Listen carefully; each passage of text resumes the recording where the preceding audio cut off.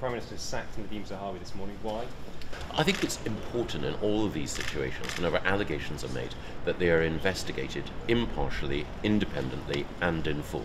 And that's what the Prime Minister wanted to see. That is what has happened. We recognise that whenever allegations are made, particularly serious allegations, they require proper investigation. We don't want a precipitate rush to judgment, but we do, once all the facts are laid out, need decisive action, and that is what the Prime Minister has given today. Decisive action, but only after a full and proper investigation. Due process, then effective decision making. Integrity is about doing the right thing, and doing the right thing is making sure that when allegations come up like this, that you have a proper investigation. And then once the facts are fully established, then you make that judgment.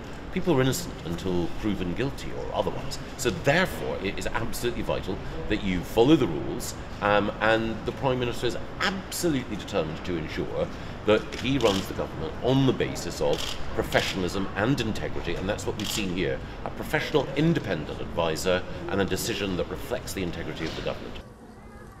Well, Nadhim Zahawi obviously should be thinking about his future, but I think the bigger question here is why the Prime Minister didn't act earlier, what he knew about this situation, and why he seems to be continuously putting the interests of his party above those of his country. He knew there were allegations about Zahawi for a long time. He then knew that Zahawi had been negotiating a deal with HMRC at the same time as he was in charge of HMRC as the Chancellor.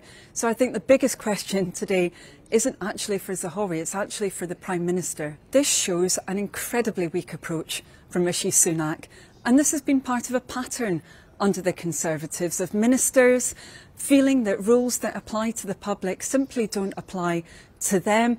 Allegation after allegation made, and then finally, after many weeks, the Conservatives taking action.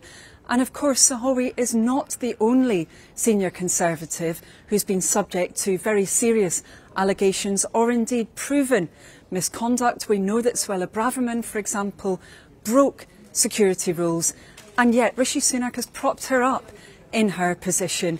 He's simply too weak to lead our country at the moment. Well, I was really pleased, to tell you the truth. I think he should have resigned when it all came out. I think he's making us, I don't know, he doesn't lead by example. It's just like... No, that's right. And I feel there's been questions about his conduct and locally and various other things over the years, and that people have been very dissatisfied with him, and that he doesn't spend very much time as a local MP. Well, it's absolutely right. The independent advisor has said he hasn't been open, he hasn't been honest, and he's failed in that test of leadership. And I think it brings shame on the town, shame on the country, and shame on the party that he represents. I think he should have gone a week ago, or whenever the story broke. Yeah, it's greed. And I was filling out my tax return last week and trying to watch every penny and make sure I was being as honest as possible. And here's someone who's covered up millions. There's people around here who can't afford to put clothes on their kids' backs or food on their table, and that he has mistakenly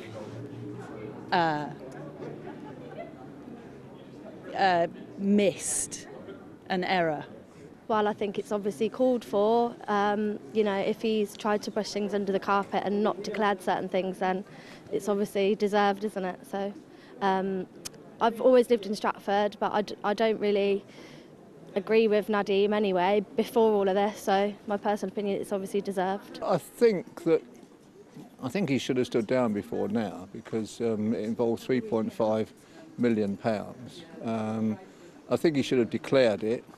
He was Chancellor, and I don't think it's very good on the party or government, really.